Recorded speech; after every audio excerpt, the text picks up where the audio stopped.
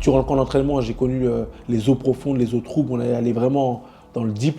Et pour la petite histoire, c'est que le gala en Guinée équatoriale, là, ça devait être fait avec Matchroom. Je me fais bien contrer. Et puis, mais je suis pas sonné. Voilà. Euh, Ça sert à quoi de rester face à un adversaire comme ça? Au-delà des 2 rounds où il me fait tomber, je gagne tous les rounds. C'est beaucoup de positif pour nous les boxeurs. Ça donne énormément de force. 8 fois champion du monde, voilà, il est dans le Hall of Fame des boxeurs.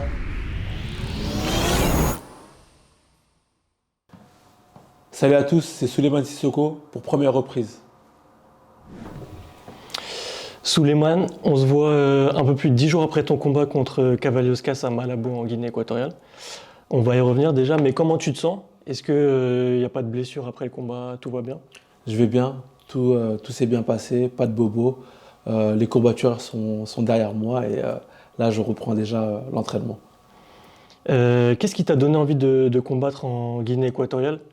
Et comment il s'est produit cet événement du 10 mai? En fait, c'est l'opportunité que j'ai eue. Ça fait plusieurs années qu'on parle de faire un événement en Afrique. Et j'ai eu des partenaires solides en Guinée équatoriale. Ils m'ont tout de suite suivi. Ils ont adhéré au projet. Et puis derrière, ça s'est fait. Il te fallait quelque chose d'autre des États-Unis et de la France? Il fallait que tu boxes autre part? Bah, comme je l'ai dit, lorsque je suis passé pro, je souhaitais bien sûr boxer aux États-Unis parce que pour moi, c'est le rêve. J'ai boxé au Madison Square Garden, j'ai boxé au AT&T Stadium devant 70 000 personnes. Donc voilà, j'ai fait énormément de choses. Mais j'avais aussi à cœur de boxer en terre d'Afrique. Et lorsque l'occasion s'est posée à moi, bah, j'ai tout de suite sauté dessus. J'ai vu que la WBC elle avait communiqué sur les réseaux sur le fait que 2025 serait une belle année pour la boxe en Afrique. Est-ce que toi, tu as ressenti du soutien, quel qu'il soit, de leur part pour cet événement-là? Oui, la WBC était derrière nous, nous a envoyé des juges arbitres, un superviseur qui était là, et les officiels étaient là, étaient présents. Ils ont bien été accueillis, ils ont adoré ce qu'ils ont vu là-bas en Guinée équatoriale. Et oui, Mauricio Suleiman, on s'était vu plusieurs fois. Et bien sûr, il est derrière des événements qui vont se passer en Afrique. C'est l'année de l'Afrique pour la WBC. Ouais. Ils vont tout faire pour organiser pas mal d'événements, pour avoir au moins un champion africain. Donc c'est bien, ça tombait bien d'organiser cet événement-là en Guinée équatoriale. Toi, tu es né à Dakar au Sénégal. Est-ce qu'on pourrait voir un jour Souleymane combattre au Sénégal? Les portes ne sont pas fermées. En tout cas, j'aimerais beaucoup boxer au Sénégal. Le Boxium Promotion, c'est vraiment ce qu'on veut. Avant tout, c'est vraiment développer la promotion en Afrique. Donc, il y a énormément de jeunes talents, il y a énormément de boxeurs, même des Français, issus de la diaspora, etc. Donc, organiser les événements là-bas, ce serait exceptionnel. Et surtout au Sénégal, oui, dans mon pays natal, ce serait top. Du coup, là, c'est pour ce combat du 10 mai, c'est Boxium qui a géré tout l'événement. Est-ce que tu es toujours signé chez Matchroom? Non, en fait, j'ai eu un contrat avec Matchroom de 4 combats. Okay. On a fait ce combat-là. Et pour la petite histoire, c'est que le gala en Guinée équatoriale, là, ça devait être fait avec Matchroom. Donc, le CEO de Matchroom était là-bas, etc. Ils ont eu les premiers rendez-vous. Edian, et puis, ouais, non, Frank Smith. Parce que Edian, il est passé Matchroom général et Frank Smith, Matchroom Box. Et ils ont été là-bas, sur place, en Guinée équatoriale, etc. Donc, tout s'est fait plus ou moins avec eux. Et à la fin, il y a 2-3 petits trucs qui ont fait que j'ai préféré l'organiser moi-même avec l'appui de Jérôme Abitboul. Donc j'ai pu suivre un peu la prépa pour ton combat, avec ce qui avait été posté sur les réseaux, les reportages Canal, etc. Au global, tu confirmes, tu t'es entraîné environ 6 mois pour ce combat-là? Ouais, environ 6 mois parce que le combat était initialement prévu au mois de décembre, ouais. Le 10 ou le 7 décembre, je ne sais plus. Et je me suis fracturé la main 10 jours avant le combat. Et avant ça, j'étais 2 mois aux États-Unis. Donc oui, on a à peu près mis 6 mois pour se rencontrer. Donc ça faisait 18 mois que je n'avais pas boxé en tout. Au total, ouais.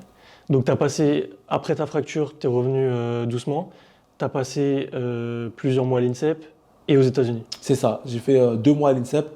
Je suis retourné à la maison mère, m'entraîner avec Mariano, Luis Gonzalez, donc le coach de l'équipe de France, le coach cubain. Il y a eu aussi Kamel Asni, il y a eu Malik Bouziane, il y a eu Bakary Djabira. Ben voilà. En tout cas, avec toute cette équipe de France, avec les jeunes qui sont là, qui sont talentueux, qui ont envie de bien faire face à moi. Donc c'est bien, ça m'a beaucoup challengé. Et après cette phase-là, je suis parti aux États-Unis, où là, c'était beaucoup plus sur des sparring un peu plus à la dure. Et ouais, c'était top. La prépa s'est bien passée, la préparation physique aussi. J'étais vraiment au top pour ce combat. Donc évidemment, tu t'es entraîné avec ton entraîneur de longue date, Virgil Hunter. Mais j'aimerais quand même que tu nous parles de quelqu'un aux États-Unis que tu dois sûrement aimer et détester en même temps. C'est le coach de sprint de 92 ans aux US.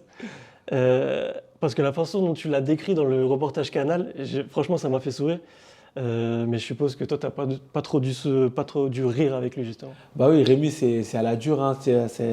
Il est d'origine ukrainienne, il a un certain âge, voilà, il sait que tout est à la dure.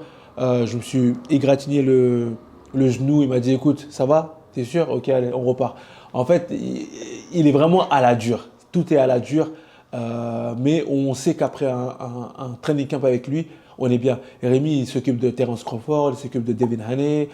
Et en fait, c'est le coach de Snack. Snack, c'est une team où ils font des Ouais. compléments alimentaires, mais ils sont aussi sur la préparation physique. Et moi, sur la partie préparation physique, je bosse avec eux. Et ils sont vraiment top. Ils sont vraiment top. Tous les grands champions bossent avec eux. Euh, on va parler du combat en lui-même. Et franchement, quel combat! On est vraiment passé par toutes les émotions du début à la fin. Euh, on sait donc du coup que tu t'étais fracturé la main, que tu n'avais pas boxé pendant 1 an et demi. Est-ce que avant le combat, avant de rentrer sur le ring, il y avait un peu d'appréhension quand même? Honnêtement, non. Moi, je fais beaucoup d'imagerie mentale, beaucoup de visualisation. Et honnêtement, j'ai pas eu d'appréhension. J'ai pas, voilà. Lui aussi, ça faisait 16 mois ou 17 mois qu'il n'était pas monté sur un ring. Donc, on était à peu près à égalité. Et je sais que je m'étais très bien entraîné. On avait fait exprès de mettre vraiment beaucoup les gants.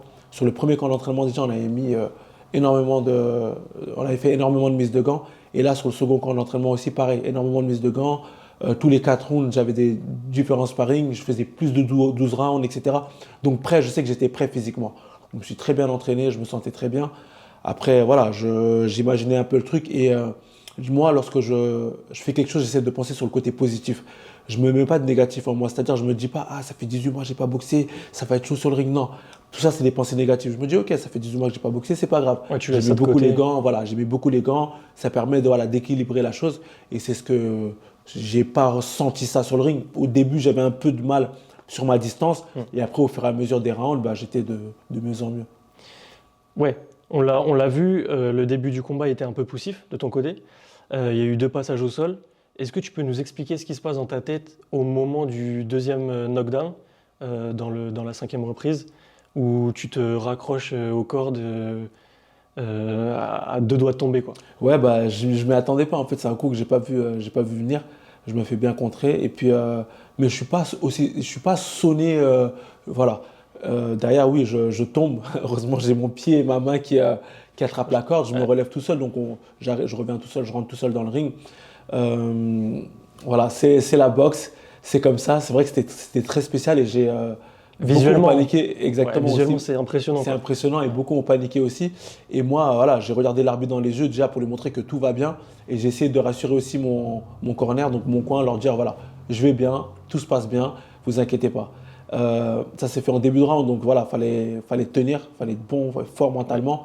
Et j'ai été fort et voilà, j'étais prêt pour ce combat. J'étais prêt, on savait que c'était un sacré cogneur. La plupart des boxeurs l'évitent, beaucoup de boxeurs en tout cas l'évitent. Et donc je me suis dit, aujourd'hui on y va. J'étais prêt. Voilà. Durant le camp d'entraînement, j'ai connu les eaux profondes, les eaux troubles. On est allé vraiment dans le deep. Donc là, je savais que j'étais prêt pour cet adversaire.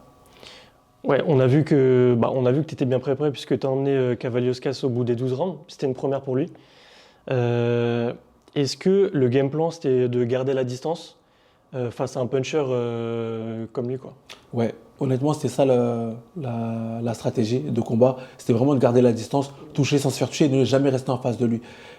Après, voilà, lui, ça l'a frustré, etc. Mais rester face à un Cavaloska, ça reste dangereux.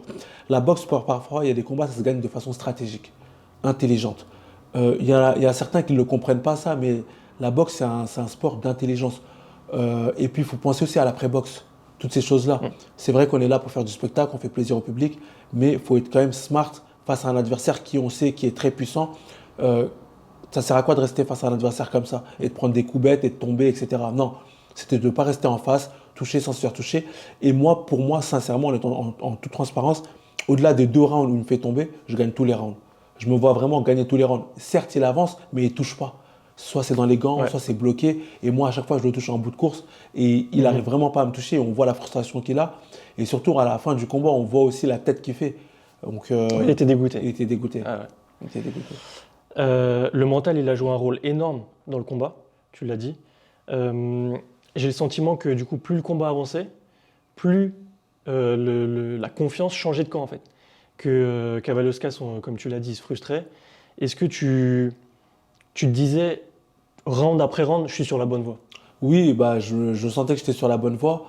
Après, bon, ça m'a fait un peu chier d'être tombé 2 fois, mais voilà, je sentais que j'étais sur la bonne voie. Et en WBC, il faut savoir que tous les 4 rounds, on nous donne le scoring, donc le pointage. Et au 8e round, je savais que déjà que j'étais en T'étais avance, devant. ouais, j'étais devant. Donc voilà, derrière, il fallait juste gérer, continuer à toucher sans se faire toucher. Et puis c'est ce que j'ai essayé de faire un maximum. Euh, Comment ne pas parler du duo inséparable John Dovey et Brahim Asloum? Euh, Est-ce que ça t'a donné de la motivation de les voir au bord du ring? Moi, je les ai vus, le tournoi, je l'ai vu depuis la télé, et je les voyais en fond d'image. Ils étaient déchaînés, ils étaient debout, ils criaient. Enfin, c'était assez fou, quoi. Non, ils m'ont donné beaucoup de force. John, il a été mon coach, c'était le manager aussi des équipes de France. Brahim Asloum, on va dire, c'est le mentor, c'est le grand frère. Donc voilà, Brahim Asloum est champion du monde, champion olympique. Leurs conseils, voilà, ils connaissent la boxe. Et j'ai essayé d'appliquer leurs conseils. Ils m'ont donné de très bons conseils et ça m'a beaucoup aidé, ça m'a donné beaucoup de force. Même le public qui était là, ils m'ont donné beaucoup de force. Et il faut se rendre compte que le soutien du public, des gens qui t'envoient des petits messages sur les réseaux sociaux, etc., c'est beaucoup de positif pour nous les boxeurs. Ça donne énormément de force. Et je l'ai senti, oui, je l'ai senti. Le coin, la famille qui était là aussi, toutes ces choses-là, c'est que du positif pour le boxeur. Du coup, la ceinture WBC Silver, elle reste auprès de toi. Et grâce à cette victoire, tu deviens challenger officiel de ton pote et ancien partenaire d'entraînement Mario Barrios. Est-ce qu'il t'a envoyé un petit message pour te féliciter après le combat? On s'est eu avant le combat. Ok. Il m'a envoyé un message, bon courage pour le combat, etc.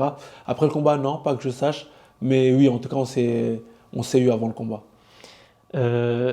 Donc, ça a été officialisé hier. Mario Barrios va bien effectivement affronter la légende Manny Pacquiao le 19 juillet à Las Vegas. Qu'est-ce que tu penses de ce combat, toi? Bah, boxer une légende, c'est toujours un plus, hein. C'est très bien. Manny Pacquiao, ça reste une légende. Mm. Après, bon, certains sont plaints qu'il a arrêté pendant 4 ans, qu'il revienne, il a touché sa chance. Les En gens fait, sont un peu inquiets pour sa santé, quoi. c'est ça aussi. Est-ce qu'ils se disent que c'est pour l'aspect financier, parce qu'il galère un peu plus maintenant, etc. Je ne sais pas vraiment la raison. Moi, je pense qu'il y a de l'aspect financier dedans. Bien sûr, sinon, il ne serait pas revenu. Derrière, ça va être compliqué. Moi, je pense que ça va être très compliqué pour Pacquiao. On va pas enlever ce qu'il a fait dans sa catégorie, enfin, dans sa carrière. 8 fois champion du monde. Voilà, il est dans le Hall of Fame des boxeurs, etc. Il va être Mais- intronisé d'ailleurs en juin, là. C'est ça. Mais gagner face à Mario Barrios, je pense que ça va être très délicat. Si tu devais choisir un vainqueur que tu pourrais potentiellement combattre après, ce serait qui? Personnellement, ça aurait été la légende Manny Pacquiao. C'est une légende. Après, peu importe l'âge, etc. S'il revient, c'est parce qu'il sent pouvoir revenir.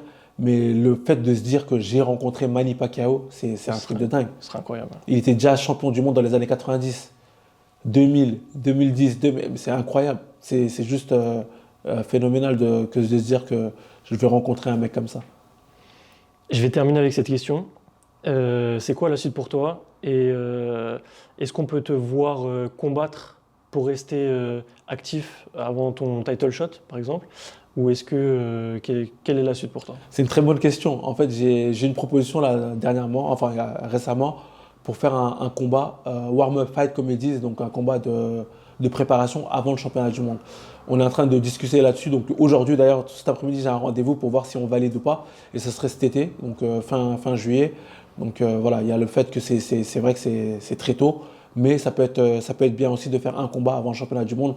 Je ne mets pas ma ceinture en jeu, c'est juste un 10 rounds pour encore être un cran au-dessus au niveau de mon timing, au niveau de beaucoup de choses.